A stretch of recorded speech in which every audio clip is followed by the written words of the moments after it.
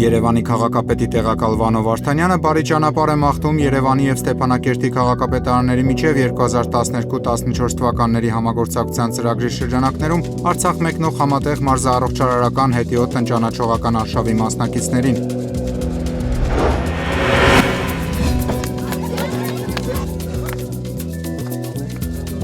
Կեսգիշերին Երևանի ժամանած արշավականներին Շուշի քաղաքի մատույցներում աղուհացով ու առանձնահատուկ ջերմությամբ դիմավորեցին ծրագրի արցախցի պատասխանատուները Ստեփանակերտի փոխքաղաքապետ Սուրեն Թամրազյանի գլխավորությամբ։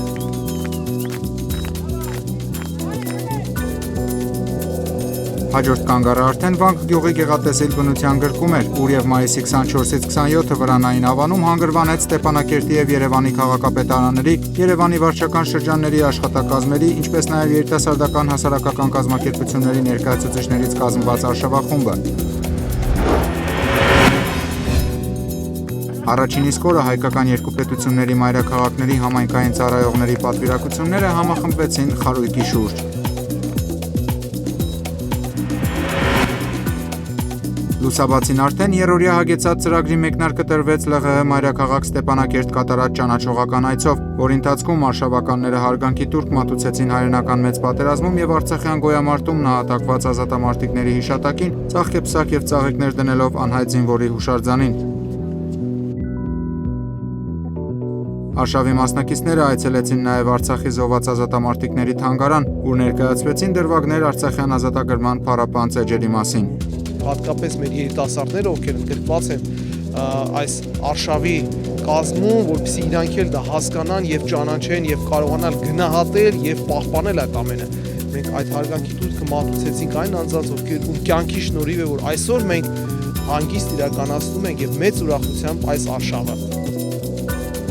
Այնուհետ հանդիպում Ստեփանակերտի քաղաքապետ Սուրեն Գրիգորյանի հետ, ով ողջունելով ներկաներին նշեց, որ երկու մայրաքաղաքների համագործակցության ծրագիրը իր եւ Երևանի քաղաքապետ Տարոն Մարգարյանի միջև ստորագրվել է անցյալ տարվա սեպտեմբերին եւ այս արշավը Ստեփանակերտի եւ Երևանի բազմակողմ համագործակցության մի մասնիկն է միայն։ Ստեփանակերտի մանկապատանեկան մարզադպրոցին Երևանի քաղաքապետարանի կողմից մարզակույք նվիրելուց հետո երևանցի արշավականները այցելեցին Տիգրանակերտի հնավայր, ուր եւս շատերը առաջին անգամ էին գտնվում։ Այստեղ կազմակերպվեց հանդիպում հնագիտական արշավախմբի հետ եւ ներկայացվեց հուշարձանի պատմությունը։ Հաջորդ կանգառը Ասկերանի շրջանի Ղշլաղ գյուղում գտնվող հայդուկապետ Նիկոլ Դումանի տուն-թանգարանն էր, պատմական անցքերի համառոտ ներկայացմամբ ու նաեւ Երևանի քաղաքապետարանի կողմից թանգարանին նվիրաբերած հուշանվերով։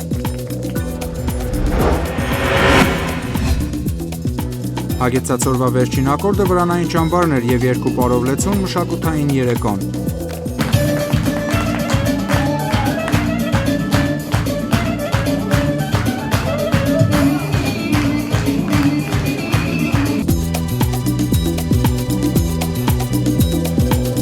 ԼՂՀ այցելության նախավերջին օրը սկսվեց Գանձասարի հրաշագեղ վանական համալիր կատարած հետիոտն արշավով։ Իդեպ բացի վանական համալիրի մասին տարեգրության ներկայացումից, ներկաներին տպավորեց նաև հոգևոր հոր պատմությունը, համաձայն որի Գանձասարը կռվի տարիներին նաև որպես ապաստան է ծառայել մեր մարտիկներին, իսկ վանական համալիրը ռմբակոծելու ազերիական բոլոր փորձերը անհաջողության են մատնվել։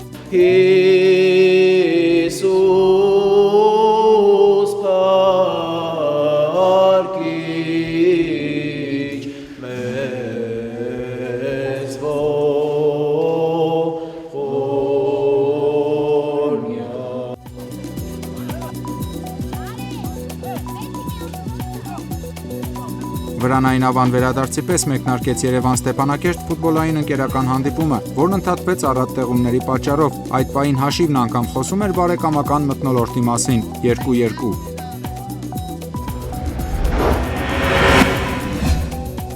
Սակայն անգամ անձրևն ու ցուրտ եղանակը չխոչընդոտեց երեկոյան սկսված եւս մեկ մշակութային ծրագրի։ Եղանակի կմահաճությունը տեղի տվեց ջերմ մթնոլորտին, որին միացավ նաեւ Ստեփանակերտի քաղաքապետ Սուրեն Գրիգորյանը։